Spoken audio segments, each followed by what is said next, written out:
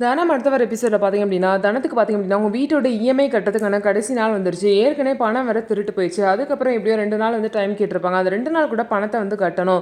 So அந்த 2வது நாள் முடியும் போது பார்த்திங்க அப்படின்னா தனம் வந்து பேங்க்குக்கு ஃபோன் பண்ணி இன்றைக்கி தான் இஎம்ஐ கட்ட கடைசி நாள் நான் கட்ட போகிறேன் அப்படின்னு சொல்லும் போது, இல்லை மேம் ஆல்ரெடி யாரோ கட்டிட்டாங்க அப்படின்னு சொல்லும் போது, யார் கட்டினான்னு கேட்குறாங்க. கதிர் ஒருத்தர் வந்து கட்டிட்டாரு அப்படின்னு சொல்லும் போது தனம் பார்த்திங்க அப்படின்னா ஷாக் ஆகிட்டாங்க. அதுக்கப்புறம் கதிர்கிட்ட போயிட்டு நீங்கள் எதுக்கு கட்டினீங்க அப்படின்னு சொல்லிட்டு கேட்கும்போது, ஒரு ஹஸ்பண்ட் இந்த கஷ்டத்தை கூட தாங்கிக்கலன்னா எப்படிங்க, நான் கட்ட மாட்டேனா அப்படின்னு சொல்லிட்டு கதிர் வந்து சொல்கிறாரு.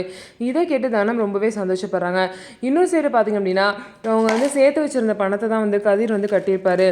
ஆனால் இந்த விஷயம் கதிரோட அம்மாவுக்கு தெரியாது. அவங்க அம்மா பார்த்திங்க அப்படின்னா ஏசி ஆர்டர் பண்ணியிருப்பாங்க. அந்த ஏசி வீட்டுக்கு வரும்போது இருங்க காசு எடுத்துகிட்டு வரேன்னு சொல்லிட்டு போய் பார்க்கும்போது பீரோவில் வந்து காசு இருக்காது.